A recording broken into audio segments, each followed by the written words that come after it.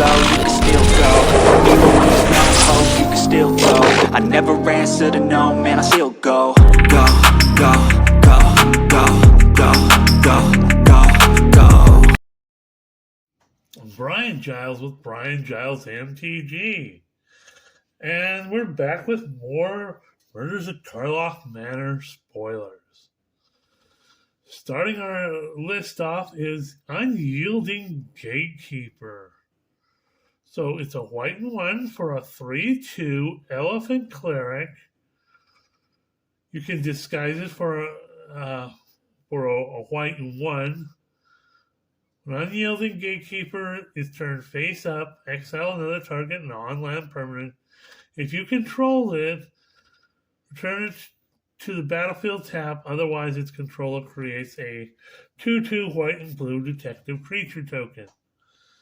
Now we've seen some other cards create these blue and white creature tokens. Hoo-ha, so that could be important later.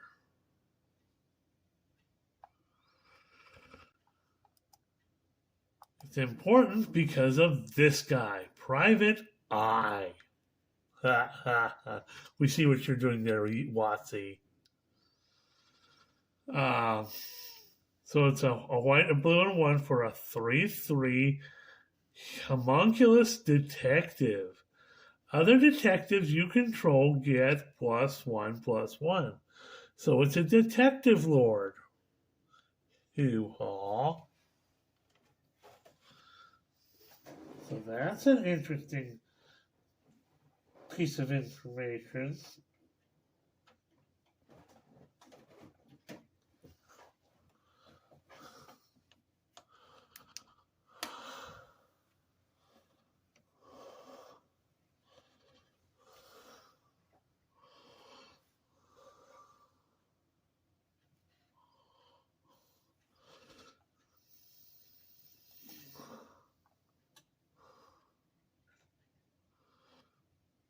So next up, we have Vanifar Evolved Enigma.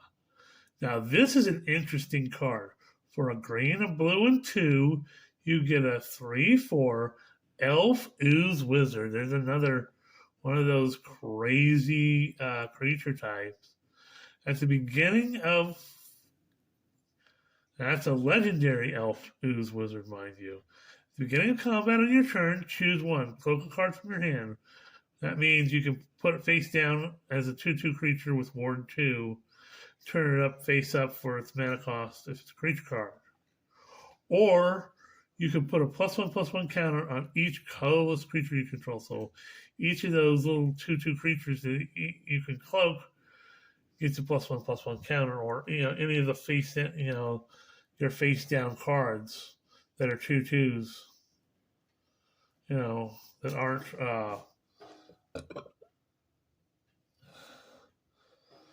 so that's interesting. Next up is an absolutely interesting card and was kind of mentioned in the Mark Rosewater spoilers in Persuasive Interrogators. 2 black and 4, so 6 mana for a 5/6 Gorgon Detective. When Persuasive Interrogators enters the battlefield, investigate. So you get clue token. Whenever you sacrifice a clue, target opponent gets 2 poison counters. Now we talked about that. That was one of the things that was in the Mark Rosewater spoilers about sacrificing a clue token and getting poison counters. It's like this could get wicked, especially if you're also basing around a poison deck. So, hoo-haw. I wonder if we're going to get some more stuff with other stuff.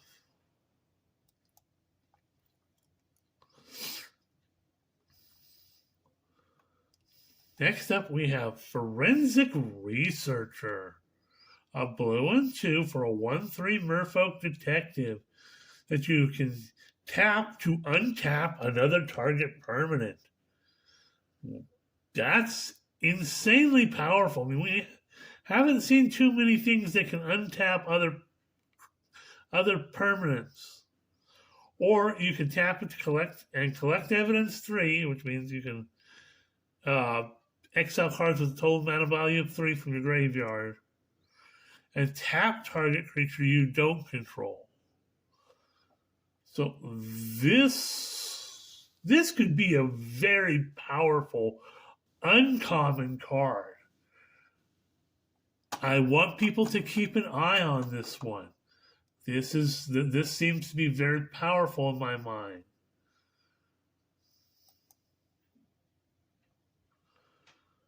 Next up, we have Hedge Whisperer. So a green mana for a 0/3 Elf Druid Detective. You may choose not to untap Hedge Whisperer during your untap step. Pay a green and 3, tap them, and collect evidence 4, which means you exile 4, a total mana value of 4 from your graveyard. Target land you control becomes a 5/5 plant boar creature with haste as long as Hedge Whisperer remains tapped. It's still a land and activated only as a sorcery. So more plant creatures. We already got a plant cat. So this is interesting.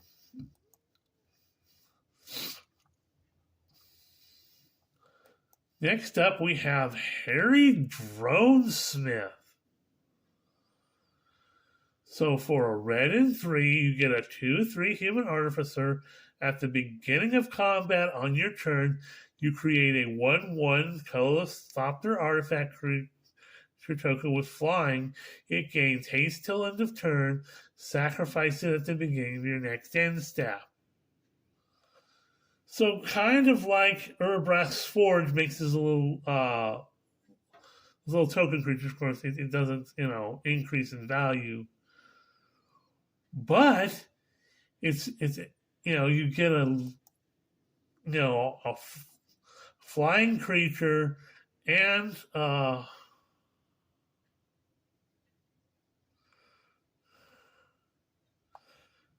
you can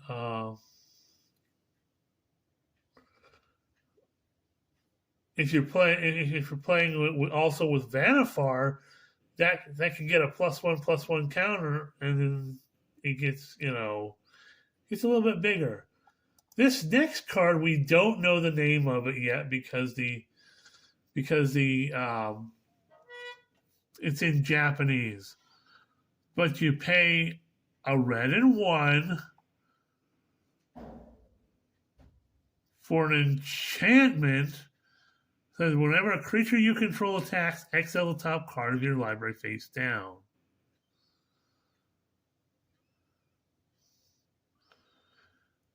And you pay a red 1, discard your hand, and sacrifice whatever it's called, and put all cards exiled by it into its owner's hand. So you basically exile some cards and save them for later. So hoo-ha. Next up is an insane card. Now, if we're playing it in battles, this card is the game winner. So this is Pride of Hull-Clade. A green and 10 for a 2/15 legendary Crocodile Elk Turtle. Another crazy creature type. This spell costs X less to cast, where X is the total toughness of creatures you control. If you're playing in a Defender style deck, or like an Arcady Sabath deck, the good Arcades, mind you. So he's 2/15. It costs X less to cast. So, with creatures like Charex or stuff like that, this can cast a single green mana. He has Defender, but if you pay two blue and 2 until end of turn, target creature you control gets +1/+0, and whenever this creature deals combat damage to a player, draw cards equal to its toughness and can attack as though it did not have Defender.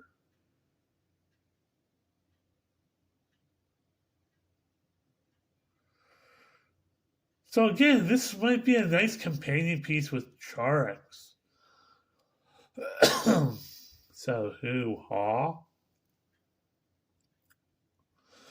And it would also, like I said, fit well in that Arcades the Strategist deck. Hoo-ha. Next up is Concealed Weapon. So, again, it's in what appears to be Chinese, but we have a translation down here. So it's a red and 1 for artifact equipment. Equipped creature gets +3/+0. You can disguise it for a red and 2. So you just treat it as a 2/2 creature with ward 2. And third up for paying its disguise cost. When it's turned face up, attach it to target creature you control. Now they didn't put on here that you can equip it for a red and 1.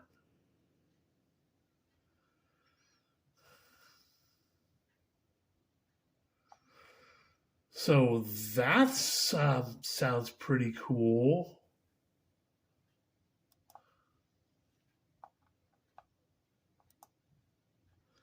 Next up, we have Drag the Canal. A black and blue for an instant that reads, create a 2/2 white and blue detective creature token. If a creature died this turn, you gain 2 life, surveil 2, then investigate. Ooh, that's very powerful for 2 mana. And if you're playing white, blue, black, and there's a number of decks that are based around that. This could be an absolutely powerful card, especially when paired with Private Eye, because it gives you your little token, a +1/+1. And of course, you gain the 2 life. You can surveil and investigate. So there is a very powerful card for 2 mana. Watch this card. This card could do stuff.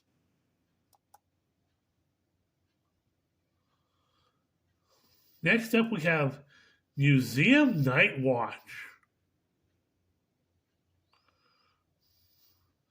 So it's a white and 3 for a 3/2 Centaur Soldier. When it dies, you can create a 2/2 white and blue creature token. Fits in well in that deck I was just talking about. And you can disguise it for a white and 1. So, hoo-ha.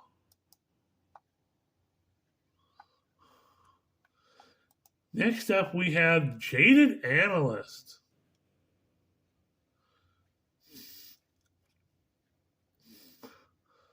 So it's a blue and 1 for a 3/2 human detective with Defender. Whenever you draw your second card each turn, Jaded Analyst loses Defender and gains Vigilance till end of turn.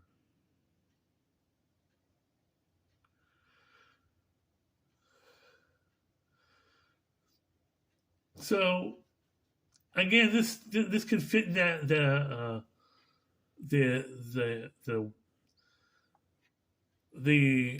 Defender deck that has the elk turtle card in it, or it can fit in the black, white, blue deck. Next up, we have the Macabre Reconstruction. For a black and 3, you get a sorcery that reads, this spell costs 2 less to cast. If a creature card was put into your graveyard from anywhere from this turn. Turn up to 2 target creature cards from your graveyard to your hand. So some nice recursion there. And if somebody offs your creature, you can just get it back and another one. So, hoo-ha. Next up, we have Gearbane Orangutan. So it's a red and 2 for a 2/2 ape with reach. When it enters the battlefield, choose one. Destroy up to 1 target artifact or sacrifice an artifact. If you do, put 2 +1/+1 counters on Gearbane Orangutan. Okay, some artifact destruction or sacrifice. He might go well in an Oni Cult deck. I mean, think about it.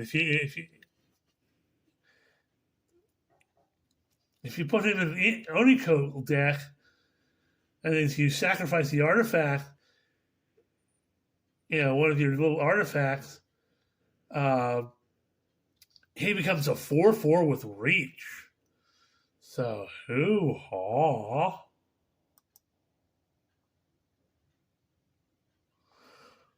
And think about blanking him with some of the other cards we've seen. Like the Luxodon dude. Next up is Goblin Maskmaker. A red mana for a 1/2 Goblin Citizen. Goblin Maskmaker attacks. Face down spells you cast cost one generic less to cast. He can be fun.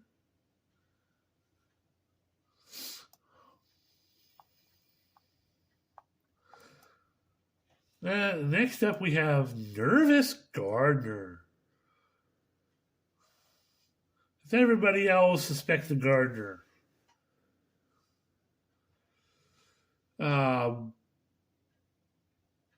A green and 1 for a 2/2 Dryad with Disguise for a green.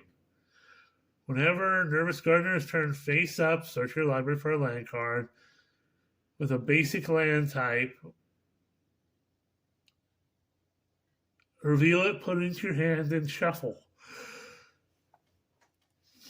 That also includes those the generic dual lands.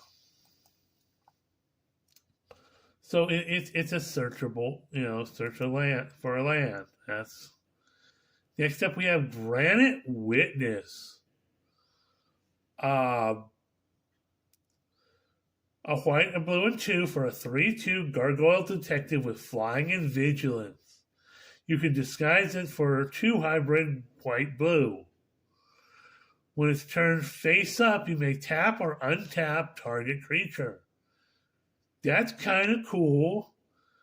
And again, it fits into that whole blue-white detective theme.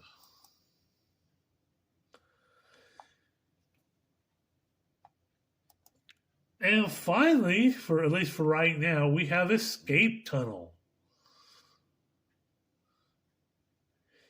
It's a land. You can tap it and sacrifice it to search your library for a basic land card, put it onto the battlefield, tap, then shuffle. Much like Evolving Wilds. But you can also tap it and sacrifice it. Target creature with power 2 or less can't be blocked this turn. So, kind of like some other cards that are like that.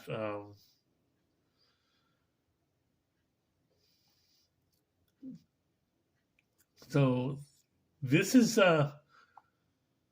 kind of cool. So, I like that.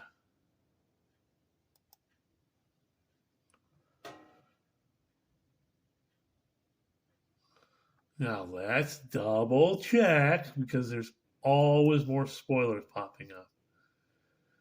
And the survey says that's everything. Well, we're almost at 20 minutes, so it's kind of nice that that's all the spoilers we have for today. So we'll see you on the next video.